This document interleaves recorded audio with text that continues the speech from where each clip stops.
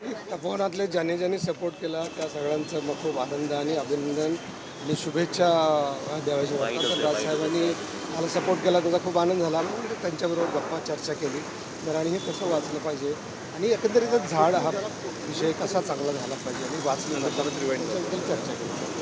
मात्र मुख्यमंत्र्यांनी या संपूर्ण प्रकरणावरती पहिल्यांदा जेव्हा ते व्यक्त केलं तेव्हा ते सांगितलं की ॲक्टिव्हिजम केला जातोय, अनेक जण राजकीयदृष्ट्या पर्यावरणवादी होऊ पाहत आहेत. एक प्रकारे ज्या पद्धतीने कृषीभूमीला विरोध करणाऱ्यांवर त्यांनी टीका केली तुम्ही स्वतः सरकारमधल्याच एका पक्षाशी जोडले गेलेले आहात, याला कसं उत्तर द्यायचं? आम्ही वेगळी झाडं लावतो असं सांगितलं. आणि आपण बोललो ना की वेगळी झाडे पण असे काही लागत नाही कारण ते बरोबर होत नाही आणि 15 फुटी झाडं वगैरे तर अगदीच जागा आहे. ज्या जागेत झाडं आलीच नाही तिथं आता 15 फुटी झाडी कशी लागणार, तर माती कशी नसेल, खतं नसेल, पाणीच नसेल तर कशी होईल, जी आहेत ती तोडायची कशाला, ह्याच्यावरती बोलणं झालंच आपल्याला. मुद्दा असा आहे की आहे ती झाडं तोडायला नाही पाहिजे, वेळोवेळी व्हायला पाहिजे. ज्या परंपरेने जे सण आहेत ते सगळं व्हायला पाहिजे, त्याच्याबद्दल आपण आहोत, आदर आहेच आपल्याला. पण ही नवीन झाडाची फसवणूक नाही व्हायला पाहिजे, झाडं घेतलीच नाही पाहिजे. आणि एकंदरीत महाराष्ट्रातली जी सगळी गणराज्य आहे कशा केल्या पाहिजे तर नवीन कशा झाल्या पाहिजे अशी मुख्यमंत्री याला ऍक्टिव्हिजम म्हणतात.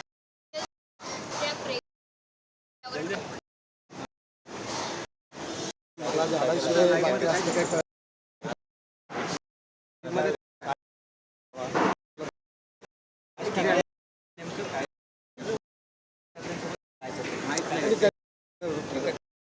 कोणाला जो सपोर्ट केला ना तर मला खूप आनंद झाला म्हणून त्यांना भेटायला आलं. ही चांगली गोष्ट आहे. अशी तपोवनं अशी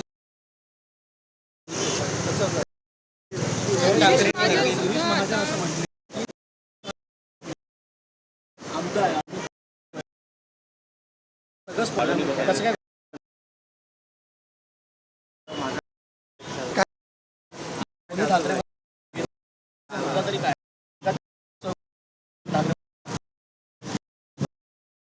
ते बघून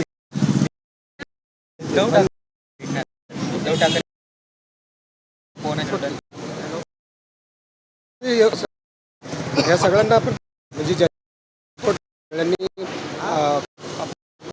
वाचून सगळं करायलाच हवं. एकत्रित आंदोलन करण्यासंदर्भात काही तुमची चर्चा नाही, सरकार आपलं काही दुश्मन थोडी आहे. आंदोलन करण्याचं म्हणजे त्यांना आपली भूमिका समजलीच पाहिजे आणि झाडं वाचली पाहिजेत. एकत्रित काही 2 ठाकरे बंधूंना तुम्ही सर्व एकत्रित घेऊन तुम्ही सर्व पर्यावरणवादी काही असं झाडासाठी येणारे सगळे आपलीच माणसं आहेत. त्यामुळे जेवढे येतील सगळे येतील ते घेऊन आपल्याला झाडं वाचवायचे आणि झाडं वाढवायचीत आणि ते आपले खरे आईबाप आहेत असंच आपलं म्हणणं आहे ना, आणि हे सत्यच आहे ना, तोच मुद्दा आपल्याला आहे. अजित पवारांनी तुमची पाठराखण केली, पक्षाची भूमिका ही तुमच्या बाजूनं आहे, त्याबद्दल तुमचं काय म्हणणं आणि सगळ्यात महत्त्वाचं कलाकारांना सुद्धा तुम्ही काय आवाहन करणार आहात आणि अजित पवारांनी उपमुख्यमंत्री म्हणून अधिक ठाम भूमिका घ्यावी असं वाटतंय? नाही, त्यांनी घेतलीच आहे भूमिका. झाडांसाठी त्यांनी सपोर्ट केला हे मला खूप चांगलं वाटलं आणि सगळेच कलाकारांनी पुढे येऊन बोलायलाच पाहिजे असं का नाही. सगळ्यांचं मत हेच आहे की झाडं वाचली पाहिजे. असं कोण म्हणतील का? आता काही पर्यावरणवादी विनाकारणच सपोर्ट करत नसतील तर ते जरा त्यांचा विचार करावा लागेल. पण पर्यावरणवादी म्हणजे तू पण पर्यावरणवादी ह्या पण आहे. कोणाला वाटतं काय झाड तोडावं? तुम्हाला वाटतं काय? काय तोडावं वाटतं का झाड? नाही, कोणालाच वाटणार नाही. साधी गोष्ट आहे, सिंपल आहे यार. मूळ झाड नंतर आपण आहोत. मुख्यमंत्र्यांची तुम्ही काही भेट घेणार, कारण शेवटी सगळा मुद्दा त्यांच्या हातात आहे. गिरीश महाजनांशी बोलणं होतंय, पण थेट मुख्यमंत्र्यांची भेट घेणार? मला ते एक्झिबिशन सेंटर वगैरे जागा विकली जाऊ नये हे प्रामाणिकपणे वाटतं.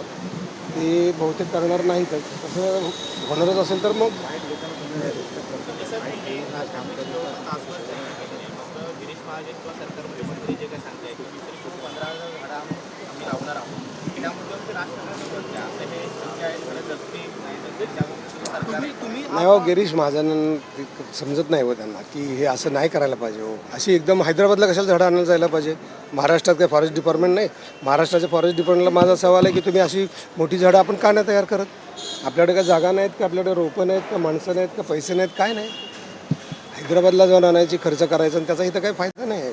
ते दिसणार झाडं लवकर जगतात. तुम्ही स्वतः एवढं नाही, 15 फुटी झाडं जगण्यासाठी फार मोठे कष्ट घ्यावे लागतात. ती जमीन खोदावी लागते, त्याला खत पाणी तयार करावं लागतं, 6 महिने पडून ठेवावं लागते, वर्षभर ती योग्य तयार झाल्यानंतर ते झाड लावलं पाहिजे, मग वाढलं पाहिजे.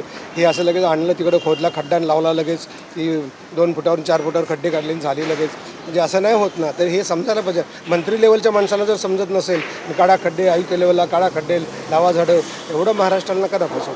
महाराष्ट्रातील नाशिक ताप महापालिकेने एक्झिबिशन सेंटरचा प्रस्ताव आणलेला होता. त्याच्या पद्धतीचं टेंडर सुद्धा निघण्याच्या प्रोसेसमध्ये होतं. आता सांगितलं जाते की आम्ही हे टेंडर रद्द करतो आहोत. त्याची खात्री तुम्हाला आज त्यांनी पर्यावरणच्या काही लोकांना बोलवलं आहे नाशिकला.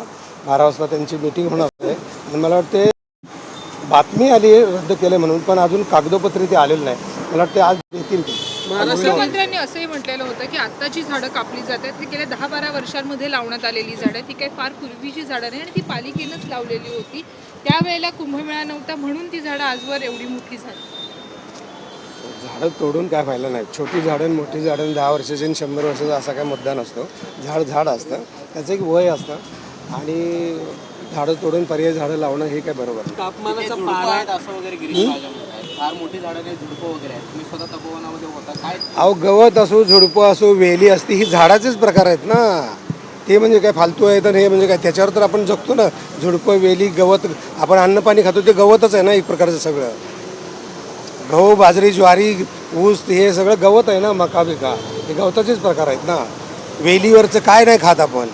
वेली लगेच ते आपण काढायचं आणि त्याच्यावरती किती प्राणी पशु जगत असतात ना. तुम्ही आता राष्ट्रपतींची भेट घेतली, त्यांना सगळं मुद्दा समजून सांगितलं काय नेमकं त्यांना देखील माहिती नसेल, पण त्यांचं त्याच्यावर काय मत आहे? म्हणजे त्यांनी तुम्हाला काय सांगितलं? राज ठाकरे हे चांगले नेते आहेत, चांगले विचारवंत आहेत आणि खूपच चांगले.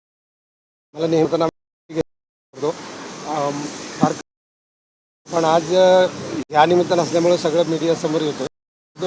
माणूस म्हणूनच आवडतात जास्त. ते काय म्हणाले तुम्हाला या तपोवनाच्या संदर्भात? त्यांचं काय मत आहे? नाही, चर्चा केली की वीज की बाबा अरे ही झाडं वाचली तर तुम्ही गेला धन्यवाद म्हणून तुम्ही गेला, फार आवड वाचलं पाहिजे असंच आहे ना. महाराष्ट्रातील तापमान सतत वाढत राहिलेले, प्रदूषणाचा वेळ काय, तरीही झाडं कापली जातात. तर सरकारला हे जाणीव आहे की नाही? जशी ओझोन लेअर डॅमेज झाले. जाणीव आपल्या सगळ्यांनाच असली पाहिजे. तू तुझ्या वयात की झाडं लावलीत का?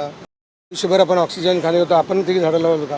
गव्हर्नमेंटने सरकारनं करायचं म्हणजे आपण सगळ्यांनी मिळून करायचं आणि त्यामुळे आपण वाचवली पाहिजे, सगळ्यांनी मिळून झाडं लावली पाहिजे. शेवटचा समाजमधनं नाना पाटेकर असतील किंवा अण्णा हजारे असतील यांना सुद्धा विचारले जात आहे की नामा फाउंडेशन या बाबतीत पुढे काय येत नाही. अण्णा हजारे अशा वेळी गप्प का आहेत?